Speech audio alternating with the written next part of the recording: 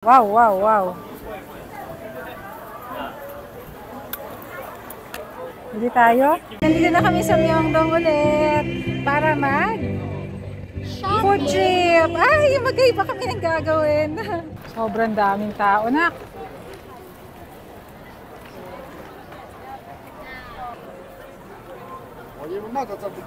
Ganito pala Myeongdong. Ilang araw na kami dito sa Korea. Ngayon na kami nakapunta dito.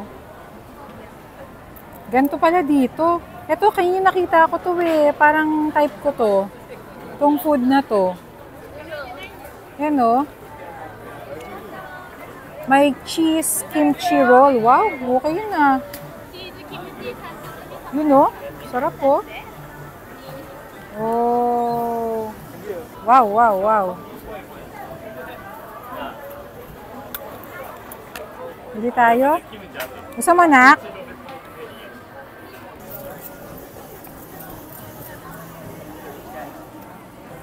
Ah, this is ours? Thank you. Bilis ha. Ito na pala oh. Pili daw ng sauce eh. Hindi ko lang kung ano masarap na sauce eh. Kahit ano na lang.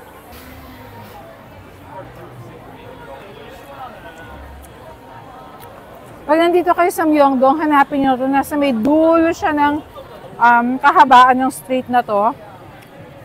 Kimchi siya na wrapped with meat. Grabe, super sarap. May 4 sauces to choose from. Super sarap, promise. Pag masarap, sasabihin kong masarap. Pag hindi masarap, sasabihin kong hindi masarap. Really? Oh, sarap ng fish cake. Pero ang inaabangan ko dito, ito eh. Kaya lang 3 minutes pa raw eh.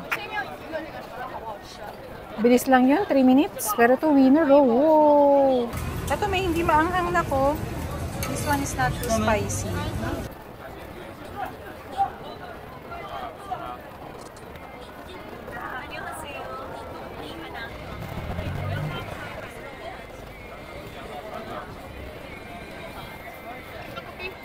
Thank you. Okay. Okay, so try natin to. Pangarap ko talagang kumain ng ganito sa Korea. Ang mahirap lang dito sa Myeongdong, dito lang kayo sa kalsada kakain kasi nga street food eh. O, tingnan mo si Rafa. Nasa gilid lang ng kalsada. Tikman mo na, nak.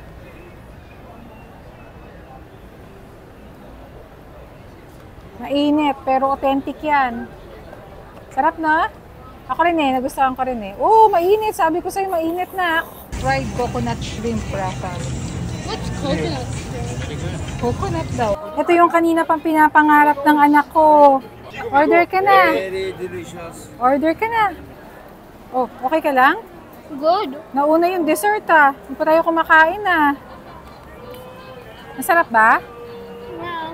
So, ito yung para siyang caramelized na sugar. Binalutan yung mga favorite na mga fruits ni Rafa. So, I think that's strawberry and grapes. Tanghulu. Anong tawag? Tanghulu. Okay. Masarap pa. Sige, kain ka lang, nak.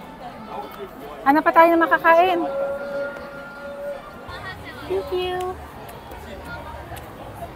Diyan ka lang. Ano, masarap? Corn dog.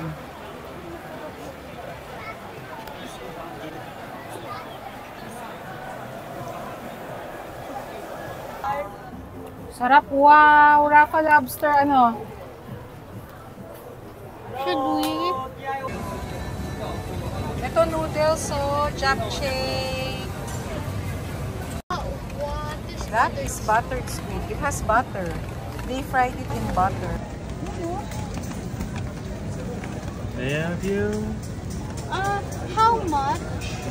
At this point, nawala na ng battery yung receiver ko, kaya voice over ko na lang. Itong skewers, kaya nagustuhan ng anak ko kasi octopus siya and mahilig yung anak ko sa takoyaki. Tina-torch nila yung skewer and then they will drizzle sauce to add more flavor sa octopus. Tip nga pala sa mga magpupunta sa Myeongdong Night Market, prepare to eat your food while standing up kasi unlike sa Philippines na may mga tables and chairs sa mga Sunday markets natin, dito wala. Okay lang kasi sa mga night market naman kagaya nito, lakad ka rin ng lakad para mas marami ka pang mapagpipilian. Kung mahilig ka naman sa crabs, para sa inyo itong deep fried na crablets na talaga namang super crunchy. Eto namang coin bread, una ko tong nakita sa Japan. It's a mix of butter and may mozzarella cheese sa loob, kaya naman it's a mix of salty and sweet. Mabenta yung ganitong dessert sa mga kids gaya ng anak ko, pero dahil malaki naman yung per order, pwede namang maghati na lang kayo. Another tip nga pala, bring cash kasi mas convenient sa mga stalls kagaya nito. Another dessert that you can try is the Korean egg bread. Super fluffy siya na matamis and meron pang whole egg inside. Don't worry nga pala kung hindi nyo na matandaan which stall yung nakita nyong pagkain kasi may mga stalls naman dito na pare-parehas yung kanilang binibenta. For example, yung egg bread. Meron ako nakitang 3 stalls na parehas naman yung kanilang binibenta. 5 p.m. to 12 midnight yung mga stalls dito, pero may ibang mga stalls na maagang nagbubukas. Yung iba as early as 4 p.m. open na, kaya naman if you want to avoid a bigger crowd, plan nyo yung pagpunta nyo dito. Pagdating kasi ng mga 8, 9, 10 o'clock hanggang midnight, grabe, sobrang daming tao dito, lalo na kapag ka-weekend, kaya naman plan nyo mabuti ang inyong pag-visit dito para maging pleasurable ang inyong Myeongdong Night Market experience. By the way, dadagdag ko nga lang din pala, be prepared to bring your own eco bag or trash bag kasi alam mo, ang dami naming kinain dito ni Rafa pero wala kaming makita na mga trash can anywhere near. Kaya naman, you need to bring home your own trash and sa hotel nyo na i-dispose. Wala naman ako nababalitaan ng mga pickpocket experience dito pero better siguro if you bring a belt bag or a crossbody bag para mas safe ang inyong mga personal belongings. Pauwi na kami ni Rafa. Actually, maaga-aga pa dito sa Korea. Pero, kagaya sa Singapore, kahit na 7 o'clock na, maliwanag pa rin. Kaya pagod na kami, dami kasi namin pinuntahan. So, uwi na muna kami. Then later, dinner kami somewhere. And sana masarap yung makainan namin. Please don't forget to subscribe to my YouTube channel and panoorin nyo rin yung iba naming videos para maplano nyo mabuti ang inyong trip to Korea and other places around the world.